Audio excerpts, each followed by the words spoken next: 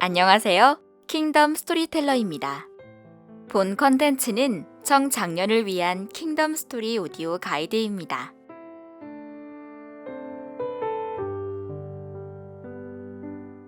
우리는 찬양할 때 하나님만을 사랑하며 오직 주님만이 나의 모든 것이 되십니다 라고 찬양하곤 하죠. 그러나 현실에서는 오직 하나님만을 최고로 사랑하는 것, 그것은 정말 어려운 일입니다. 하나님께서 아브라함을 당신의 백성으로 삼아주시고 그에게 놀라운 계획을 이루어 가셨습니다. 귀한 아들을 주셨죠. 무려 100세가 되어서 얻은 아들이었습니다. 한번 상상해 보세요. 100세가 되어서 아들을 얻었고 이 아이가 자라나는 그 모든 시간, 순간들, 그것이 아브라함에게 어떤 의미였겠습니까? 한순간 한순간도 놓치고 싶지 않은 귀하고 아까운 시간들이었을 겁니다. 그런데 이때 하나님께서는 아브라함을 향한 마지막 시험을 준비하십니다. 하나님은 아브라함을 일생 동안 훈련시켜 오셨죠. 이제 이 마지막 시험을 통해서 정말 아브라함이 오직 하나님만을 최고로 사랑하는지 그것을 확인하려 하십니다. 어느 날 하나님이 아브라함을 시험하시려고 그를 부르셨습니다. 그런데 그 시험의 내용은 아브라함이 가장 사랑하는, 어쩌면 자기 목숨보다도 더 사랑하는 아들 독자 이삭을 하나님이 보여주시는 모리아 땅으로 가서 번제로 드리라는 명령이었습니다. 물론 독자들은 이것이 하나님께서 아브라함을 테스트하려는 것인 줄 알지만 아브라함 자신은 그것이 엄연한 현실이었습니다. 차라리 아브라함에게 너의 목숨을 내놓으라고 했다면 그것이 쉬웠을 수 있겠습니다. 하지만 사랑하는 아들 독자를, 하나님께서 약속하셨던 그 약속의 자녀를 이제는 번제로 드리라고 하더니요. 하나님의 약속은 거짓이었나요? 이제 이 아들을 통해 이루시겠다고 하셨던 그 하나님의 말씀은 폐기 처분된 것일까요? 하나님께서 사람을 제사로 드리도록 하는 것이 합당한 것일까요? 이런 수많은 질문이 있었겠지만 놀랍게도 아브라함은 조금도 주저하지 않고 아침 일찍 모리아산을 향해 길을 나섭니다. 망해가는 소돔과 고모라성을 향해서는 그렇게 간절히 집요하게 하나님께 기도하더니 자신의 문제에 대해서는 질문조차 하지 않고 단순하게 순종합니다. 놀라운 믿음이지요. 아브라함의 이 주저하지 않는 순종의 모습은 사실 창세기 12장에서 하나님께서 처음 그를 부르셨을 때에 보여주었던 믿음의 자세와 같습니다. 지금 여기에서 하나님께서 알고 싶으신 것은 목숨같이 소중하고 귀한 이 아들이 때로는 하나님보다 더 기뻐하고 더 사랑하는 실질적 우상이 될 수 있기 때문입니다. 그러므로 아들을 바치라고 하신 하나님의 요구는, 그 시험의 본질은 단순하게 아들을 번제로 드릴 것이냐의 문제가 아니라 아브라함에게 가장 사랑하는 존재가 하나님 자신이어야 한다는 것을 확인시켜 주기를 원하셨던 겁니다. 그리고 바로 그 시험에 아브라함은 당당하게 합격합니다. 우리에게 있는 자녀와 재물, 직장과 인간관계, 우리의 꿈과 소망, 이 모든 것들은 하나님께서 우리에게 베풀어 주신 당신의 은혜의 선물입니다. 그러나 때로는 이 모든 하나님의 선물이 우리에게 얼마나 귀하고 우선순위에 주어져 있는지 하나님보다 더 사랑하는 실질적 우상이 되어 있을 때가 많이 있습니다. 하나님 나라 백성에게 가장 합당한 삶은 하나님을 최고로 사랑하는 것입니다. 하나님이 주신 어떤 것도 하나님의 자리에 둘 수 없고 하나님보다 더 우선순위를 둘 수 없다라는 사실을 우리는 꼭 기억해야 할 것입니다.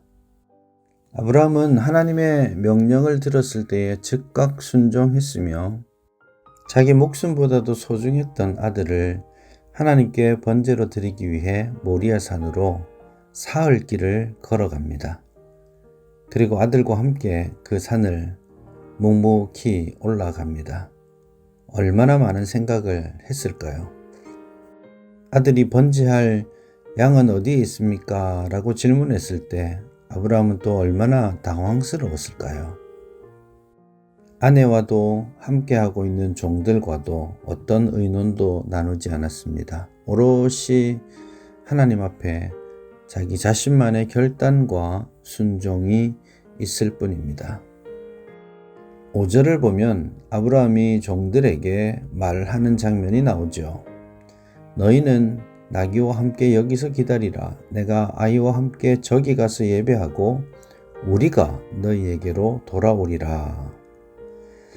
우리가 같이 올라가서 우리가 같이 예배하고 우리가 같이 너희에게로 돌아오겠다라고 아브라함은 말합니다. 이것이 그냥 종들을 속이기 위한 그런 말일 수도 있겠지만 한편으로는 자기 몸이 죽은 것임에도 불구하고 100세가 되어 죽은 자와 같은 자기 자신에게서 후손을 허락하셨던 하나님이시라면 이제 그 아들을 번제로 드린다 할지라도 하나님께서 그를 죽은 자 가운데서 다시 살리실 줄 믿었을 것입니다. 바로 히브리서 11장 19절이 이것을 증명하죠. 그가 하나님이 능히 이삭을 죽은 자 가운데서 다시 살리실 줄로 생각한지라 비유컨대 그를 죽은 자 가운데서 도로 받은 것이니라. 그것이 아브라함의 믿음을 설명하는 히브리서 기자의 설명이죠.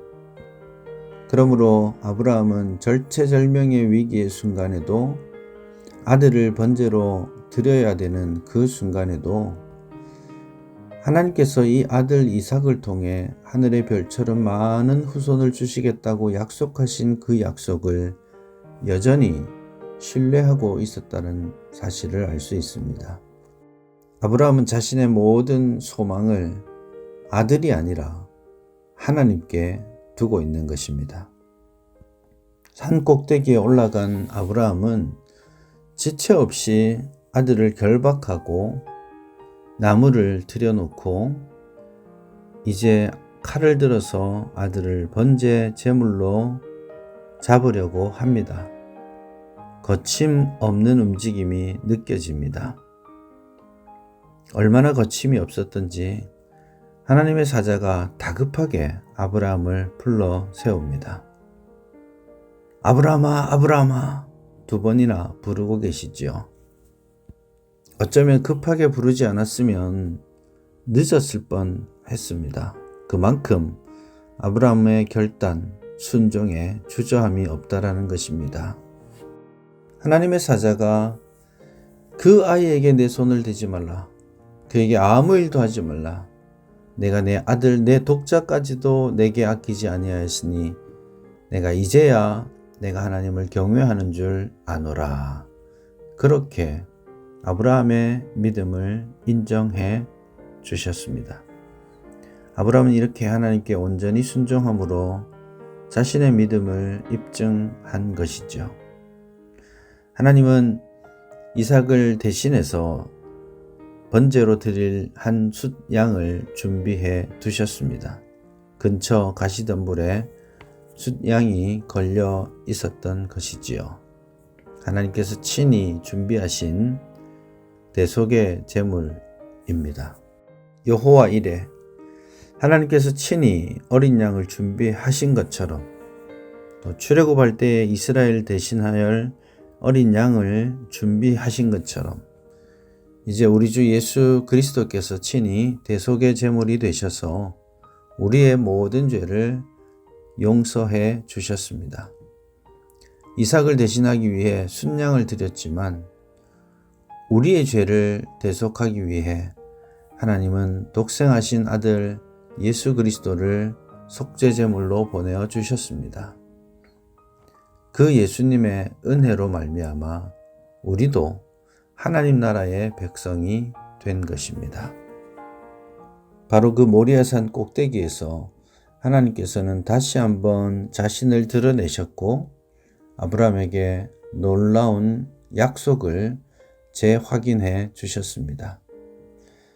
아브라함에게서는 큰 시험이었지만 그 시험이 곧 그에게 연단이 되고 그 연단을 통해 하나님을 더 깊이 알아가는 기회가 된 것입니다. 그 연단이 아브라함에게 특별한 은혜가 되었던 것이지요. 이런 시험과 어려움이 우리에게 있을 때마다 불평하기보다는 하나님을 신뢰함으로 단순하게 순종하고 그것을 인하여서 더욱 하나님을 가까이 하고 더 깊이 하나님을 체험해 가는 우리가 되어야 되겠습니다. 여러분은 하나님을 사랑하시나요? 네, 모두가 하나님을 사랑한다라고 말할 것입니다. 무엇과도 주님을 바꾸지 않겠다라고 말할 것입니다. 주님만이 나의 모든 것이 되십니다라고 고백할 것입니다. 이제 그 고백이 입술의 고백이 아니라 우리의 삶의 열매가 되어야 합니다. 우리의 삶의 우선순위가 되어야 합니다. 우리의 재물을 사용하는 기준이 되어야 합니다. 우리에게 주어진 24시간의 시간을 사용하는 원칙이 되어야 합니다. 하나님보다 더 사랑하는 우리의 삶의 우상을 제거할 수 있기를 바랍니다. 참되시고 영원하신 하나님만을 최고로 사랑하며 그분과 깊은 사귐이 있는 우리의 삶이 될 수 있기를 바랍니다. 이제 내 삶을 잘 돌아보고 오직 주님만을 더 사랑하기 위해 내가 할 수 있는 일은 무엇인지 한번 깊이 묵상하고 기도하기를 바랍니다. 하나님 나라를 위해 더욱 헌신하는 청취자 여러분 되길 바라며 이상으로 킹덤 스토리텔러를 마치도록 하겠습니다.